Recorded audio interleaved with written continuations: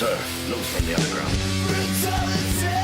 Hello and welcome to The Underground. This is the podcast where we talk about the world and how crazy and weird it is. I'm your host, Duncan Michael McPherson. So today on the podcast, I want to talk about virtue signaling. Really what I want to do is I just want to kind of define what virtue signaling is and why it's important. So virtue signaling, I used Wikipedia for this, but they are quoting the Oxford Dictionary.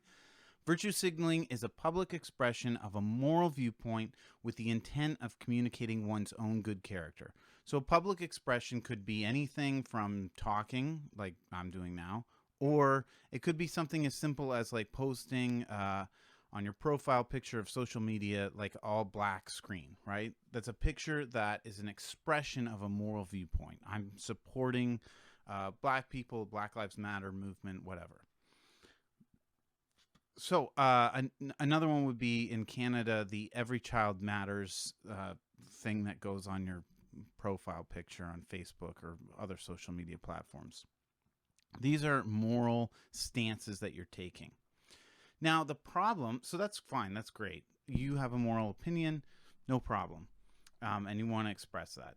The problem with virtue signaling and why it's kind of got a bad rap is because the intent of the communication is not really to do anything about this, but to just show that you're on the right side, that you're part of the right group, that you support the right things. And when I say right, I mean the good things that you know is the mainstream narrative supports this also. So that's why I'm using like Black Lives Matter and Every Child Matters. It's not like a bad thing to have that as a profile picture. But it doesn't do anything. And I think that's the kind of the point. And it's just about you looking good. And so that's why virtue signaling is kind of a negative thing that you say to people, because it's them being more concerned with how they look than actually fixing real problems. And so the government is doing things like this. And that's what I really want to get into. One example that I think is really important is in Toronto, they're changing the street name of Dundas to a different name. It's going to cost them $6.3 million because Dundas, I think, owned slaves I don't know who this guy is, Dundas. I don't even know what his first name is, to be honest, because I don't care. And I don't think anybody does, and I don't think more people know it as a street name in several cities than as a person that we named streets after. So they're going to waste $6.3 million on changing street names to show how woke they are, how, with the times they are, that that we're getting rid of racism and all this nonsense that doesn't actually get rid of racism or do anything to help.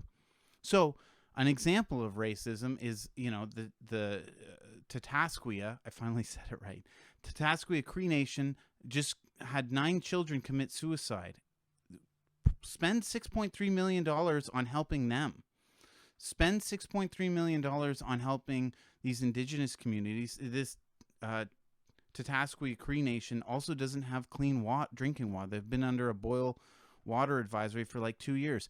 Spend $6.3 million on that instead of wasting it on changing street signs that don't actually make any real changes to what needs to be done to stop racism and things like that.